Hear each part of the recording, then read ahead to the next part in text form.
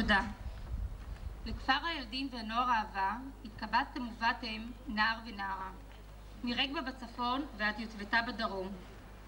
דרככם לצבא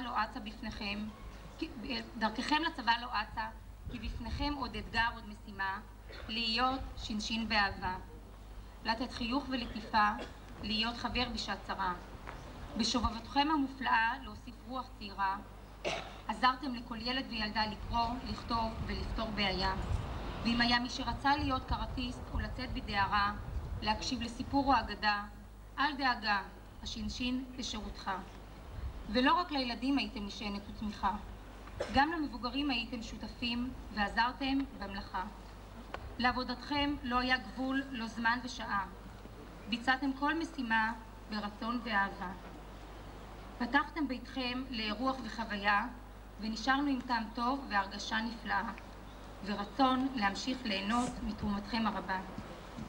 אך שעון השמש והחול הגיע כבר לקו, ואתם כבר בדרככם למשימה הבאה, ובידכם צו הקריאה לשמור על ביטחון המדינה. אותנו משאירים אתם עצובים וכבר מתגעגעים, ואולי אפילו קצת כועסים.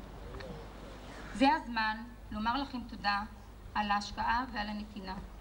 קבלו את ברכותינו וצאו בשלום לדרככם החדשה, עם ברכת הדרך ואיחולי הצלחה, מכל ילדי ועובדי אהבה.